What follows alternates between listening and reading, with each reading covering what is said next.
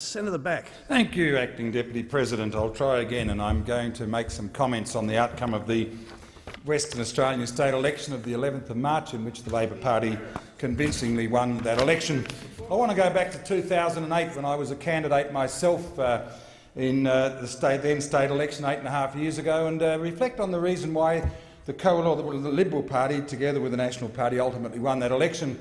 And the question asked by us was, what has Labor done in government in the last number of years? The answer was nobody could answer the question, and that's why we swept to victory.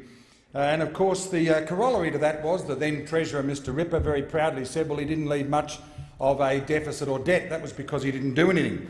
One of the highlights is the fact that the only active minister at that time, Minister Alana McTiernan, is now back in the Western Australian Cabinet, so we can hopefully expect that at least one of the previously failed ministers might be able to achieve something, because Senator, at least then Ms McTiernan from the other place, now Minister McTiernan, was indeed a very effective minister.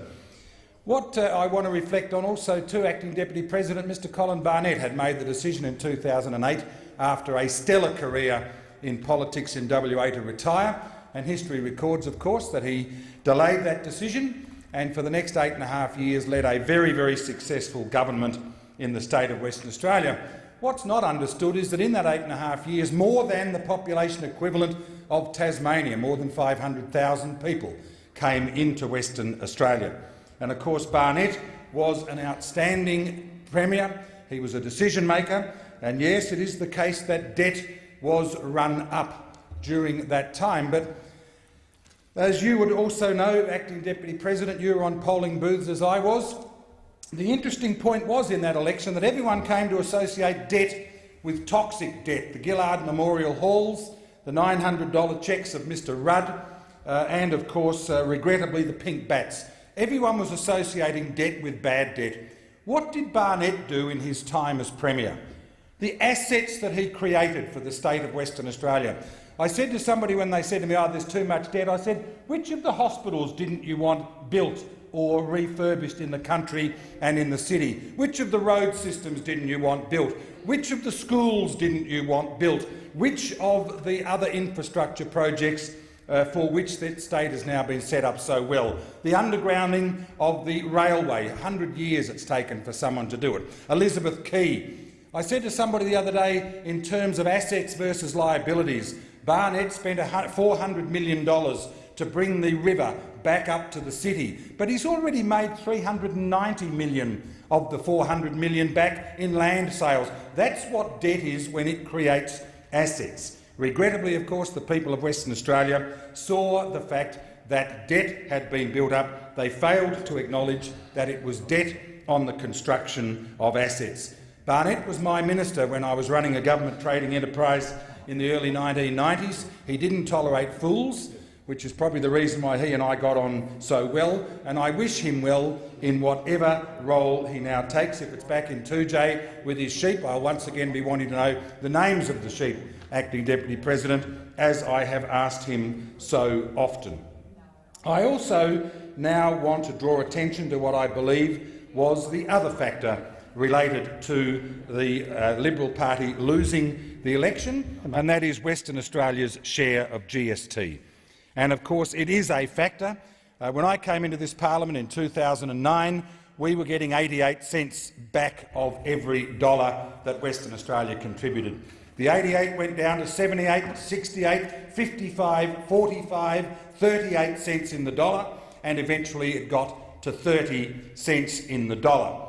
What did that cost the people of Western Australia? $4.2 billion this year. We lost in GST that should have come to WA, and of course our deficit was $3.9 billion. Remember, $4.2 billion should have come back in, $3.9 billion was the deficit. Put one against the other, there should be a $300 million surplus.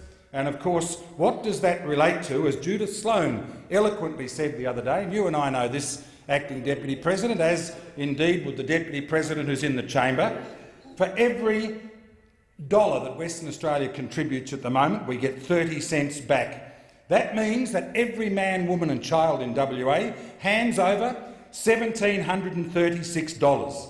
to the other states and territories. Let's turn that round, Senator Farrell, through you, Acting Deputy President. Every South Australian, man, woman and child, gets a $1,052 bonus. Every Tasmanian, to Senator Urquhart, gets $1,950.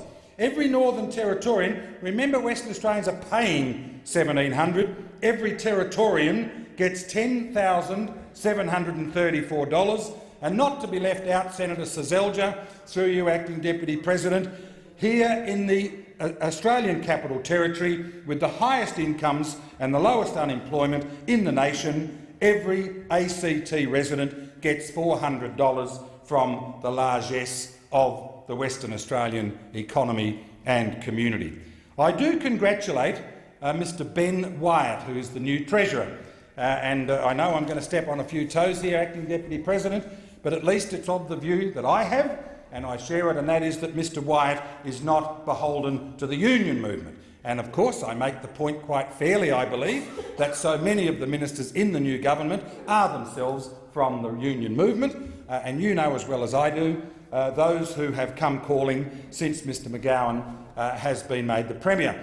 But it's interesting, in my first speech on St Patrick's Day in 2009, I made comment of Mr Ben Wyatt because he was the Shadow Treasurer, a fellow Old Aquinian, and at that time all of the other Treasurers of Australia had got together around COAG and had excluded the Western Australian Treasurer.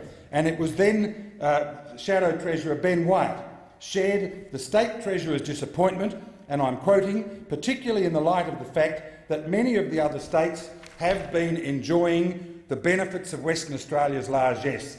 And now Treasurer Ben Wyatt went on to say, the states can't successfully come to a common position in negotiations with the Commonwealth when they ignore the state with the fastest economic growth.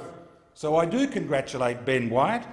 He and, of course, his relation, Ken Wyatt, are making a great contribution to state and federal politics in this country.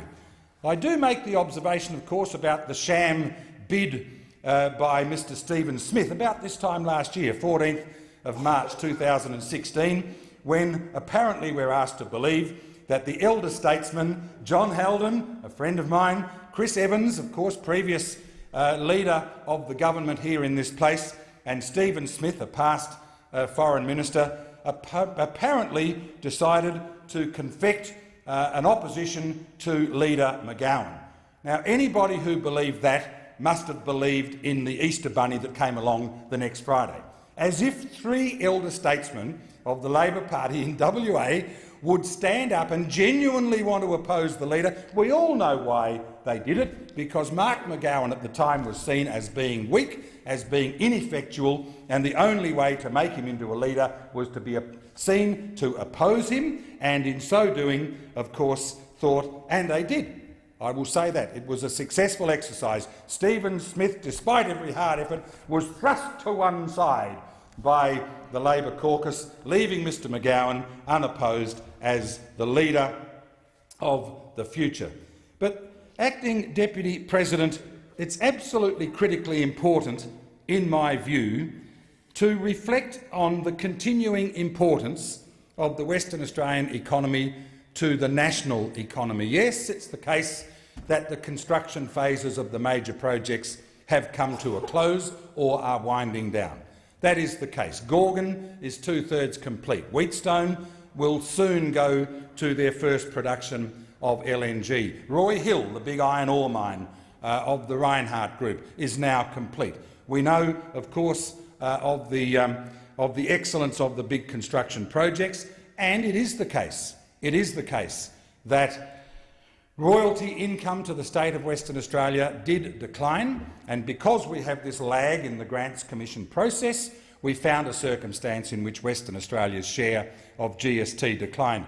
When it was established by Costello and Howard and the premiers and chief ministers of the time, nobody believed that one state would get back 30 cents out of every dollar, and that matter has got to be addressed. Whether it's through resources sharing, whether it is through a formula that says the states and territories should be held to account for the capacity to earn revenue and to contain expenditure and be rewarded or be penalised against that, Something has got to happen to the Grants Commission process. Thank you, Senator Batt.